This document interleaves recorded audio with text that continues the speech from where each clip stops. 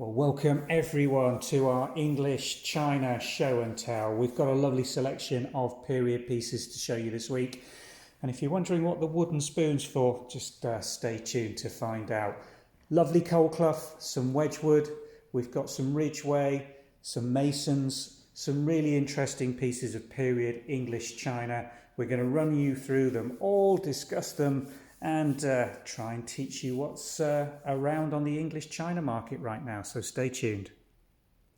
Well, first thing we're going to talk about this morning is this lovely period Imari style teacup and saucer. What do you think, Kate? I don't know. I don't actually know what the pattern is. You tell me it's Imari. It's one of my favourite china patterns because it was my grandmother's china. And in fact, it's the first pattern of china that got me into collecting vintage china. It's a very well-known pattern, this. Colclough 6699. What period do you think this comes from on that china mark? Let me just show you that china mark. It's quite interesting, Colclough marks. I'm not sure about the china mark, but this china to me is probably 1920s, 1930s. Yeah, 1930s.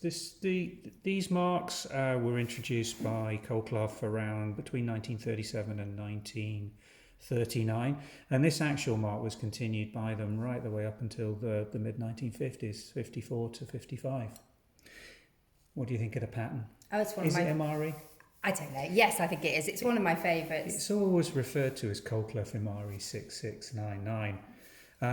It's got the classic sort of dark cobalt blue, green and brown with the gilt Imari pattern decoration on it, which, by this stage in Colclough's production was being muted down for the market slightly. So it wasn't the garish, really bright greens and reds that you see on some of the earlier 19th century Imari.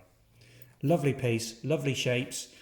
They just make such nice table decorations with the light gilt and the quite, late style teacup with quite scaled back design. I mean, no moulding on this at all. It's just straight walled, pure white bone china, beautifully decorated and made really nicely by Colclough. Okay, I just wanted to show you these saucers that I bought recently in a local charity shop, what you call a thrift shop, and these are very similar. The colours are very similar, and they reminded me of the Imari. So, what do you think of this, Mike? I think this is far older than the Colclough, and this is more typical of Imari design. It's more chinoise, isn't it? It's got a flower bowl, table, and then this sort of Chinese, Japanese inspired sort of floral decoration, but again quite heavily or crudely painted, impressionistic almost. They're not precise, it's imprecise. So, and do you know who the maker of that one is? I haven't researched this. Is there anything on the back? Pattern. There's no China factory marks or anything, just some decorators marks on it. I think the beauty with Imari is mixing it all up. Okay, so if I was going to start a collection of this, I did used to have a collection, but I think you sold my collection. But if I was going to start another collection, what do I need to look for? Well, the characteristic colour combinations for Imari are the cobalt blue, the bright greens, the bright reds and yellows, and heavy gilting. So choose something in a palette that you really like yourself. Some of them can be very dark. A lot of black was used on Imari during the sort of late Victorian period, whereas by the time we're getting to these Colclough pieces that you love, it's far more muted, just that bit of cobalt blue, but mainly sort of beiges and browns with the gold again. And again, look for a pattern that will mix and match with other pieces because it's really does lend itself to that. Any particular factories that you'd recommend looking for? Well, the earliest Chinese stuff obviously is quite difficult to find and is not that easy or often in good condition. The first English factory to start producing Imari style goods was Worcester, but just about every one of the sort of Staffordshire potteries produced Imari over its period of production. Okay, what I've noticed is you often find these beautiful saucers, but often the teacups are broken. So what I love to use these saucers for is under plant pots. They look fabulous under it with a terracotta plant pot on top. Yeah, great for that. Colours. Repurposing things generally. It's usually the teacups that got broken as opposed to the saucers. Very often. Yes, the colours just work so well with terracotta. Mix it up as well. Why not do that? That's cute. Yes. You know, it doesn't all have to be absolutely the same. What are you playing at? Yeah, there you go. Take the little cake serving plate away. You can make some really, really lovely table decoration. It does all go together because it's all on the same colour palette theme. Okay, let's have a look at something else now.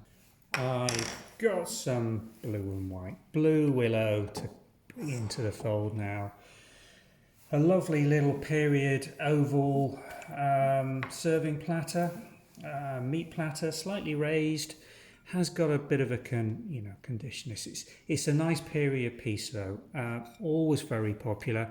Nicely stamped Wedgwood with the willow pattern name and Etruria England put into that. So how old do you think that is? Oh, golly. I'd say that's an antique. Probably, maybe, Maybe almost. about 100 years old? Yeah, it's about there. It's very close to becoming an antique.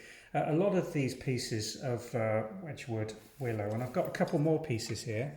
And I just noticed on the underside there is some damage. If you just turn it over. Yeah. So how does that affect the value if you're collecting this sort of china? As a collector, you wouldn't be particularly keen on having a piece like that, okay? But for daily use, for display, it's hardly visible from the front. Spoon. So it's a nice enough piece, but with the damage, isn't something that we'd actually...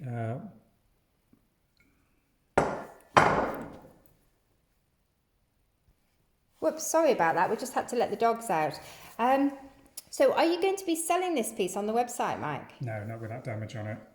But it's beautiful, so hopefully we'll be able to find a nice home for it. Piece. We have got the two dinner plates, and they came in a mixed box from auction. And what I'd spotted were those two nice 10.5-inch dinner plates, again Wedgwood. These are actually date marked really beautifully as well. Nice stamps on them. Just look at that. So we've got the Wedgwood Willow, Etruria England. We've got Wedgwood impress marks, and we've also got here some nice 34 date mark impress marks. So these are 1934 coming up antique. Just look at the difference between those two in the colour. Pure white. Just look at that one. See the blue tinge?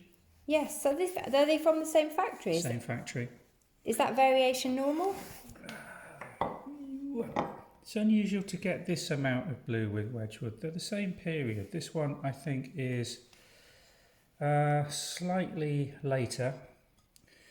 The one that's sort of, the more typical willow white. All the elements of the blue willow pattern we've discussed in length on previous videos, and our willow specialist presentation we did on some lovely willow plates. So yeah, quite normal. We'll pop a link in the bottom of the video to the detailed willow video for you to have a look in some more detail. What have we got next then, Mike? Why don't we have a look at the little bit of Spode you look at this bought. lovely little thing. That's cute, isn't it? It's very, very cute. I just picked this up recently on a local car boot sale, actually. I just couldn't resist it. I love this pattern. It's Colclough Spode, made in England, and the pattern is Chinese rose. So it's just such a pretty pattern. Can you tell us a bit more about it, Mike? Well, I think it's got a date stamp on it, hasn't it? Yeah. 1958. Mid-century, at the peak of production for Chinese rose, the green rim design. They made these in two variants. There's also a gold rim design, which we've had previously, and looks absolutely spectacular, but this is the sort of more period English mid-century piece. Chinese rose design, hand painted enamel decoration on it. Absolutely gorgeous little thing. So is this one of the best factories that made this Copeland Spode? Is it a particularly good one to buy? Copeland Spode, yeah, absolutely stunning. I've Really nice production, good quality, nice glazes, lovely enamels. Absolutely period, mid-century. I'm definitely a fan. I'd like a whole dinner service of this. I think it's absolutely beautiful. Yeah. Anyway. It was copied a lot. Caldon made this as well, very similar but slightly different. Just a variation on the pattern. So there's all sorts of different ones again, which mix and match really, really beautifully. So what have you got next? More blue and white. Oh, here we go. This came out of the. I mean, this is what I was going for when I was buying the auction lot, the mixed blue and white. This is Swinnerton's, old Alton Ware, pagodas, birds, lovely Japanese-inspired cherry blossom borders on these.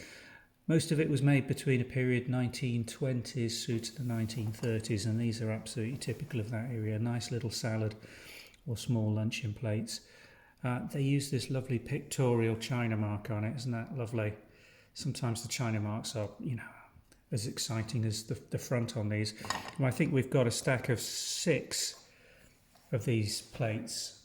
It's so pretty. I absolutely love the colour of this blue and white china. I actually prefer it, I think, to this one. We'll bring them into view. Can we get them next to each other? Lovely. The borders are. I just prefer the colour of that. It's just gorgeous. It's a darker cobalt blue, isn't it? Whereas this, the Wedgwood piece, because it's almost flow blue in its appearance with this sort of bluish tinge to the china underneath it, doesn't give it as much contrast. Whereas the Swinnerton's is just such a lovely, striking, almost Art Nouveau in here. You see this little sort of swirls going round. But the chinois central portion, and then this lovely little bit of decoration, just those drops coming down onto the plate surface. Absolutely gorgeous. Yeah, really like that. So all in all, I think my mixed blue and white china lot really threw some finds out there, some interesting bits and bobs. Okay, I've got something to show you now. Something else from my car boot trip. I love a car boot. Look at this beautiful plate. That's nice, isn't it? Who made it? Oh, I can't remember. I just wonder if it's Copeland Spode again. No. No? Keep going. I can't Ironstone remember. china. Masons. Oh yes, of course it is. I've had some beautiful Masons breakfast cups. Yeah. Well, I actually used this in the video we made on how to identify your china pattern, because it's got the manufacturer on here beautifully, but not the actual the pattern. And this is, again, date stamped with 233 on it, I think. So February 1933, Masons were producing these beautiful pieces of ironstone. It's such a pretty pattern. It's one of my absolute favourites. It draws us back to the Imari we started off with, really, doesn't it? In terms of the colour palette, chinoise, flower basket. Where's that little where's that? saucer gone? It's disappeared. There. Yeah. You're right. Just the look. colours are very, very similar. I've got a thing about these colours, haven't I? Clearly. There you go. But I mean, this is obviously English, Masons, 1933. Fine, really nice. Gadrooning, this is called, this moulding around the rim. Beautiful serpentine, moulded design, full-size dinner plate in gorgeous condition. So a real find on a car boot. Thank you. I was very pleased with it. What did you pay for it? Oh, I can't remember. Oh my goodness. Probably next to nothing. And it's probably a £30 or £40 plate. It's beautiful. Gorgeous. I don't know if you have car boot sales in America. They're very popular in the UK. Yard sales, isn't it? Yard sales, car like boots. a garage Have sale. to let us know. Anyway, let us know if you have car boot sales in America. That's really nice. Okay. Lovely find. What else? Have you got anything else to show you?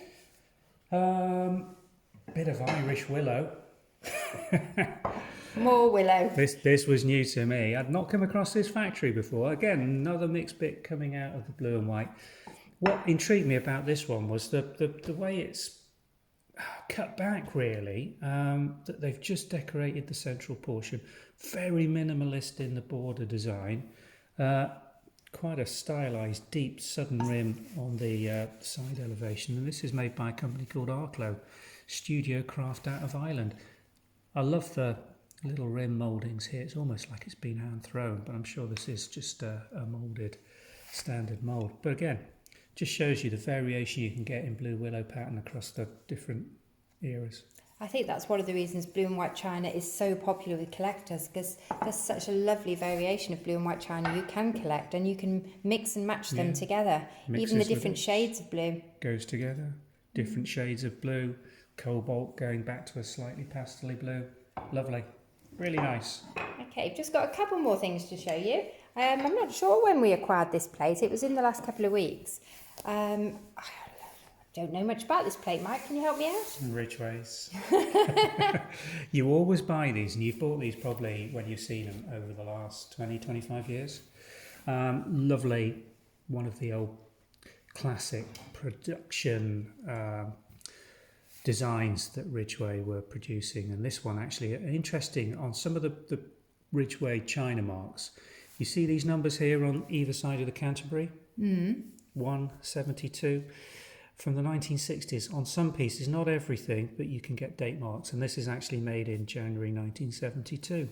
Such a beautiful china mark, isn't it? It's Nice so pretty. pictorial. Very Ridgway, detailed. Ironstone, Staffordshire. What? Canterbury is the pattern. Oh, is that dishwasher safe? No, detergent safe. From 1972, it probably would have been, but this one, as you can see, has got quite a bit of very fine glaze crazing. It doesn't really detract from the pattern. It's hand coloured, so these greens and yellows have been applied over a red and white transfer, where this one has got a little bit of staining just in there. You see where slightly cracked through the glaze and a bit of organic material's gone in, but that might bleach out. It's very pretty. Perfectly usable. Would I put it in the dishwasher? Yes, you could. Probably best not to I'd then. rather hand wash it. Okay, I think we're nearly done now. Apart from Mike wanted to show you my beautiful. Well, not everything doesn't have to be antique, does it? I don't know how old this is. I think you're gonna have to pan back. Lovely. I bought this last year, I think. No china markings on it. I don't think you can get. It's not in view. Let's just repan Sorry about position the this. camera. There we go. You can see it in all its glory now. Jardiniere, really, isn't it? I think I bought it at auction actually. I bought quite a few nice jardinières in the auction, and this was one. I've been waiting to find something to put in it, and I think it's just perfect for these miniature daffodils. This is, I think, tete-a-tete. Takes 2 pots. It's nice and deep. This is what's lovely about this piece, isn't it? Not particularly finely moulded. I don't think it's a fine pottery piece, but in terms of using it around the house, lovely with the cherubs on. I absolutely love it. nice little piece. And just bring my spoon in. Plain white glaze. Yeah. Yeah, the spoon. We've had some feedback that we were talking over each other in one of our videos. So this is our effort not to talk over each other. When I want to speak, I now hold up the spoon. Threaten me with it. It's been waved frantically, and now I'm speaking over you again because you haven't got the spoon. Oh yes, I have. Anyway, thank you for bearing with us while we try not to speak over each other. Sometimes we just get carried away with our enthusiasm. So I hope that this was better. Sorry if it was a little stilted in places while we were trying to decide whose turn it was to speak. I hope you've enjoyed our video. Thank you for watching. Bye for now. I'm going for a lie down in a darkened room.